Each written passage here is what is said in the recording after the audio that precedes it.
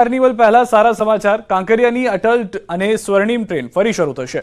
થોડા દિવસમાં શરૂ થશે અટલ ટ્રેન। કાર્નિવલના મુલાકાતીઓ ટ્રેનની મજા લઈ શકશે। હરણી દુર્ઘટના બાદ ટ્રેન બંધ કરી દેવાનો થયો હતો નિર્ણય। જરૂરી મંજૂરીની પ્રક્રિયા પૂર્ણ થતા હવે ફરી ટ્રેન શરૂ કરવામાં આવશે। જે ઘટના ઘટી હતી ત્યારબાદથી આ ટ્રેન જે હતી ટોય ટ્રેન કે જેમાં મુસાફરો બેસી અને આખા કાંકરિયાનો આંટો મારતા હતા તે ટ્રેનને બંધ કરી દેવામાં આવી હતી। હવે જરૂરી જે મંજૂરી છે તે મળી ગઈ હોવાની જાણકારી મળી રહી છે, જેના કારણે ફરી એક વખત આ અટલ ટ્રેન શરૂ કરવામાં આવશે। અમદાવાદમાં નકલી રેલવે એજન્ટ ઝડપાયો છે। પીડીએફ એપ્લિકેશનથી નકલી ટિકિટો બનાવતો હતો। ખાસ કોટામાં ટિકિટ કન્ફર્મ કરી આપવાનું કહી છેતરપિંડી કરતો। એક પેસેન્જરની જાગૃતતાથી સમગ્ર કૌભાંડ ઝડપાયું। મોબાઈલમાં ટિકિટ એડિટ કરી વોટ્સએપ પર ઈ ટિકિટ મોકલી આપતો।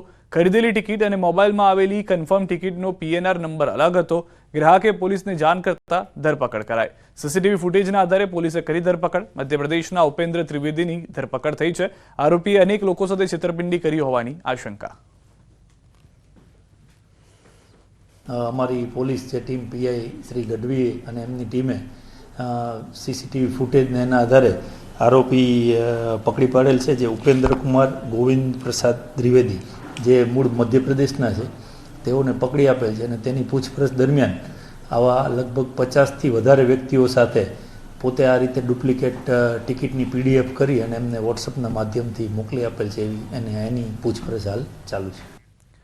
વડોદરા રોડ પર રજલી ક્રોસિંગ નજીક જ કાર અને ટ્રેક્ટર વચ્ચે અકસ્માત થયો છે।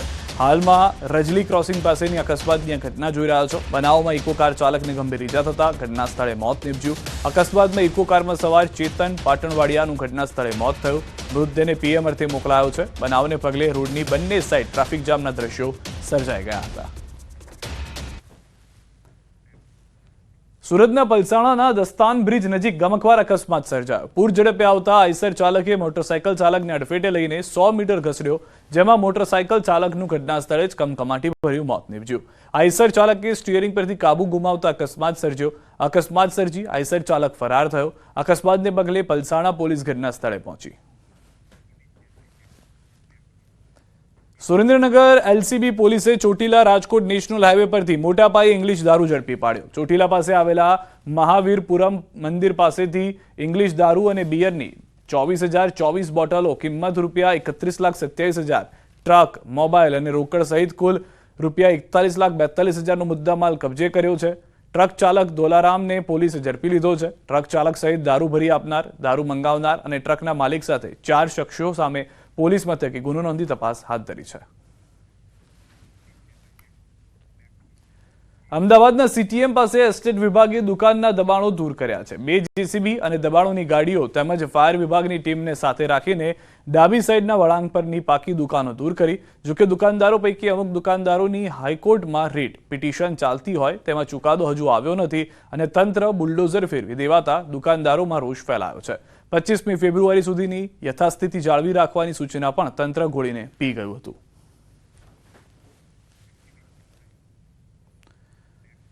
રાજ્યના અલગ અલગ જગ્યાઓ પર એનઆઈએના દરોડા। અમદાવાદના સાણંદના ચેખલા ગામમાં એનઆઈએના દરોડા। ચેખલા ગામમાં વેપારી આદિલને ત્યાં એનઆઈએના દરોડા। આતંકી સંગઠન જૈશ-એ મોહમ્મદ સાથે સંપર્કમાં હોવાની શંકાએ તપાસ। ગઈકાલે રાત્રે એનઆઈએ દરોડા પાડ્યા હતા। વેપારી આદિલ મદ્રેસામાં કામ કરતો હતો। આદિલ ચેખલાની મદ્રેસામાં ટીચર છે। આદિ મૂળ વિરમગામના પરિવાર સાથે રહે છે। વહેલી સવારે એનઆઈએ દરોડા પાડ્યા હતા। આદિ પાસેથી દેશ વિરોધીના અનેક ડિજિટલ પુરાવા મળ્યા છે। છેલ્લા ઘણા સમયથી આતંકી સંગઠન સાથે સંકળાયેલો હતો। એનઆઈએના JNK, આસામ, મહારાષ્ટ્ર, યુપી અને ગુજરાતમાં 19 સ્થળોએ સર્ચ કરવામાં આવ્યું છે। એનઆઈએ દ્વારા દેશભરના વિવિધ જગ્યાએ સર્ચ ઓપરેશન કરવામાં આવ્યું હતું, જે અંતર્ગત દેશના 19 સ્થળોએ સર્ચ ઓપરેશન કરાયું હતું। જમ્મુ કાશ્મીર હોય, આસામ હોય, મહારાષ્ટ્ર હોય, યુપી હોય કે ગુજરાત હોય, તમામ જગ્યાએ સર્ચ ઓપરેશન કરાયું હતું, જેમાં ગુજરાતમાં પણ એનઆઈ દ્વારા દરોડા જે છે તે કરવામાં આવ્યા હતા। સાણંદના ચેખલામાં પણ એનઆઈ દ્વારા દરોડા જે છે તે પાડવામાં આવ્યા હતા। અને આપ જે દ્રશ્ય જોઈ રહ્યા છો કે સાણંદ તાલુકાનું આ ચેખલા ગામ છે અને ત્યાં આદિલ નામનો જે ટીચર જે છે તે મદ્રેસાની અંદર શિક્ષણ આપતા હતા અને તે મૂળ આદિલની વાત કરવામાં આવે તો મૂળ વિરમગામ માંથી આવે છે અને 3 મહિનાથી અહીંયા આ જે બાળકોને મદ્રેસાની અંદર શિક્ષણ જે છે તે આપતા હતા. વહેલી સવારે જ એએનઆઈ દ્વારા દરોડા પાડવામાં આવે છે અને આદિલની વિસ્તૃત તપાસ જે છે તે કરવામાં આવી છે. મહત્વનું સાથે સાથે એ પણ છે કે જે પ્રમાણે જે આદિલ જે છે તે ડિજિટલ પુરાવા જે છે તે પણ પ્રાપ્ત થયા છે. તેમનો મોબાઈલ ફોન હોય કે સાહિત્ય હોય, તમામ પ્રકારના જે ડિજિટલ પુરાવા પણ મેળવવામાં આવે છે. છેલ્લા ઘણા સમયથી આતંકી સંગઠન સાથે સંકળાયેલા હોવાની બાબતો જે છે તે પ્રાપ્ત થઈ હતી અને તેને લઈ અને એનઆઈ દ્વારા આ જે તપાસ પ્રક્રિયા જે છે હાથ ધરવામાં આવી હતી અને તમામ પુરાવા સાથે વધુ તપાસ જે છે તે એનઆઈ દ્વારા સર્ચ ઓપરેશન કરવામાં આવી રહી છે. કેમેરામેન અમિત શર્મા સાથે ગૌતમ શ્રીમાળી, ન્યૂઝ 18 ગુજરાતી, સાણંદ.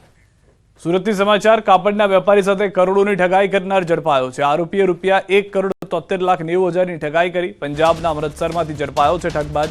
સુમન મહેરા ઇસ્મે 2022માં કાપડનો જથ્થો ખરીદી પેમેન્ટ ન કર્યું. આરોપીનો પુત્ર પણ ગુનાહિત ઇતિહાસ ધરાવે છે.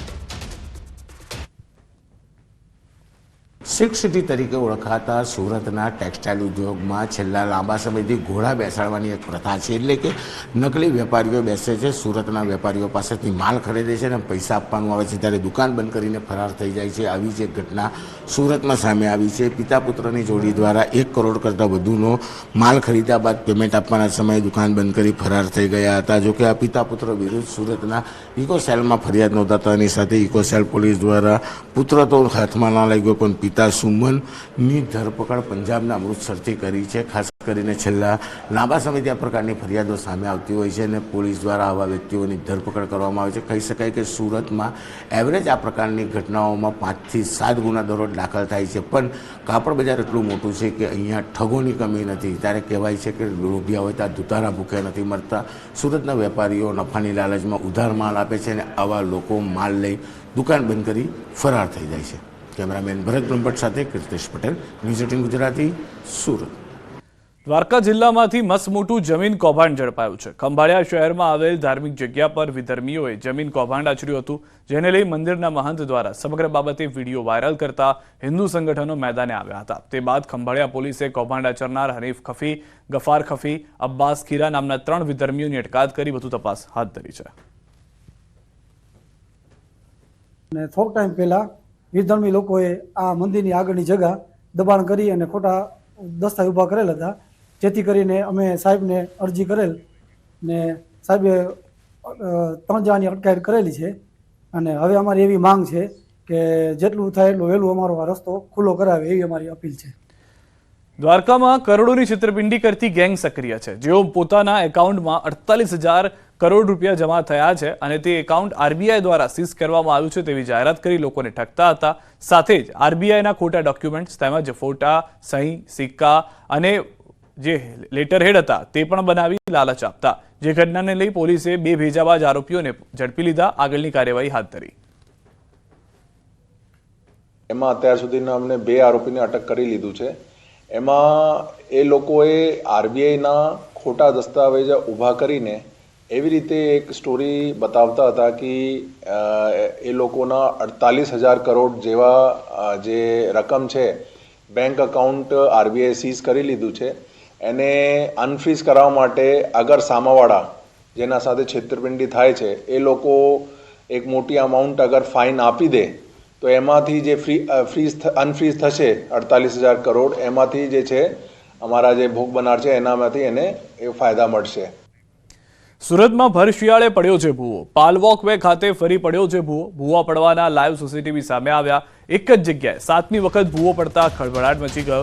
3 મહિના પહેલા પણ પડ્યો હતો ભૂવો. મહાનગરપાલિકાની રિપેરિંગ કામની પોલ ખુલી ગઈ છે. ગત રાત્રે ભૂવાના કારણે 3 વાહન ચાલકો પણ પટકાયા હતા.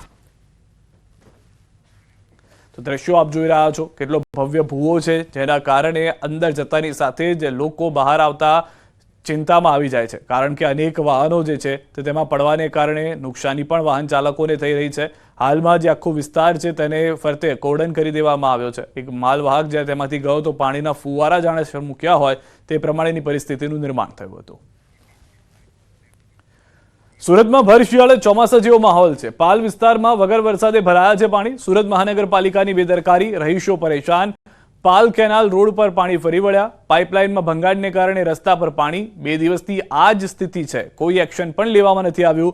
સ્થાનિકોની ફરિયાદ છતાં મહાનગરપાલિકાનું તંત્ર હરકતમાં નથી આવ્યું. 2 દ્રશ્યો જોઈ રહ્યા છો. બંને દ્રશ્યો સુરત શહેરની અંદર કે જ્યાં આગળ કોર્પોરેશન સૂતું હોય તે પ્રમાણેની પરિસ્થિતિના પુરાવા અમે આપની સમક્ષ લઈને આવ્યા છે કે જેમાં ભરિયાળ જાણે ચોમાસું બેઠું હોય તેવા દ્રશ્યો જોવા મળશે. પરંતુ આ પાણી જે છે તે આકાશમાંથી વરસેલું નહીં, જમીનમાંથી લીક થયેલું છે. મહીસાગરની અંદર સુજલામ સુફલામ કેનાલમાં પડ્યું છે ગાબડું. ખાનપુરના બામરોડામાં કેનાલમાં 4 જગ્યાએ ગાબડા છે, જેનાથી કેનાલ લીકેજથી પાણી વહીને ખેતરોમાં ફરી વળ્યા છે. 10 થી 15 ખેતરોમાં ઘઉં, ચણા સહિતના પાક ધોવાયા છે.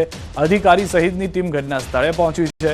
મહત્વનું છે કે સુજલામ સુફલામ કેનાલ મારફતે રાજ્યના 9 જિલ્લાઓમાં સિંચાઈ માટે પાણી પૂરું પાડવામાં આવે છે. સુજલામ સુફલામ કેનાલમાં હાલમાં 600 ક્યુસેક પાણી છોડવામાં આવેલું હતું. જોકે સુજલામ સુફલામ કેનાલ ઇન્ચાર્જને જાણ થતાં પાણી છોડવાનું બંધ કરવામાં આવ્યું અને અધિકારીઓ સહિતની ટીમે કેનાલ સમારકામની કામગીરી હાથ ધરી.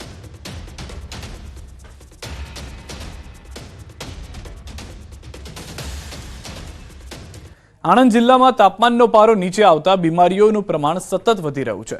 શહેરમાં શરદી, ઉધરસ, તાવના કેસો સતત વધી રહ્યા છે, જેને લઈ હોસ્પિટલોમાં પણ દર્દીઓને લાંબી કતારો લાગી છે. આ સાથે અસ્થમાના કેસોમાં પણ વધારો થયો. જ્યાં આ દ્રશ્યો આપ જોઈ રહ્યા છો તે પ્રમાણેની પરિસ્થિતિનું નિર્માણ થઈ રહ્યું છે. અમારી ઓપીડી 2094 છે, 1 અઠવાડિયાની ઓપીડી, જેમાં અમારે 107 દર્દીઓ એક્યુટ રેસ્પિરેટરી ઇન્ફેક્શન વાળા નોંધાયેલા છે. બાળક દર્દીઓની જે 2000ની ઓપીડી છે એમાંથી 700ની ઓપીડી બાળક દર્દીઓની છે અને જે 107 જે કેસ નોંધાયા છે એમાંથી 50 એક્યુરેટ રેસ્પિરેટરીના જે દર્દીઓ છે ઓપીડીમાં નોંધાયેલા એ બાળકોના છે. છોટાઉદેપુરના નસવાડીમાં સામૂહિક આરોગ્ય કેન્દ્રમાં એક સાથે 90 મહિલાઓને ફેમિલી પ્લાનિંગના ઓપરેશન માટે લાવવામાં આવી. આરોગ્ય કેન્દ્રમાં 30 બેડની સુવિધા સામે 90 મહિલાઓને બોલાવાય. છોટાઉદેપુર જિલ્લામાં ફેમિલી પ્લાનિંગના ઓપરેશન માટે સર્જન ન હોવાથી નર્મદા જિલ્લામાંથી બોલાવવામાં આવે છે. બીજા જિલ્લામાંથી સર્જન આવતા હોવાથી મહિલાઓને એક સાથે બોલાવવામાં આવે છે અને ઓપરેશન કરવામાં આવે છે. જોકે ઓપરેશન કર્યા બાદ આ મહિલાઓને ક્યાં સુવડાવવામાં આવશે તે સવાલ છે. આદિવાસી વિસ્તારમાં આરોગ્યની સુવિધાઓ કથળી રહી હોવાની સ્થાનિકોની રજૂઆત છે. નસવાડીમાં મોટી હોસ્પિટલમાં બનાવવામાં આવે તેવી પણ માંગ ઉઠી રહી છે. કે હોસ્પિટલમાં 30 જ બેડ છે અને 90 જેટલી બહેનોનું ઓપરેશન કરવું છે. તો પ્રશ્ન એ છે કે આ કેવી રીતે બહેનોનું એ કરશે, બરાબર?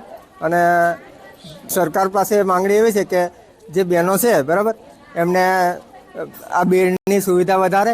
આપણે સર્જન ડૉક્ટર છે તે ગરુડેશ્વરથી આવે છે, બરાબર. આપણા તાલુકામાં કે કોઈ સર્જન ઉપલબ્ધ નથી, એટલે બહારના જિલ્લામાંથી કે તાલુકામાંથી આવે છે.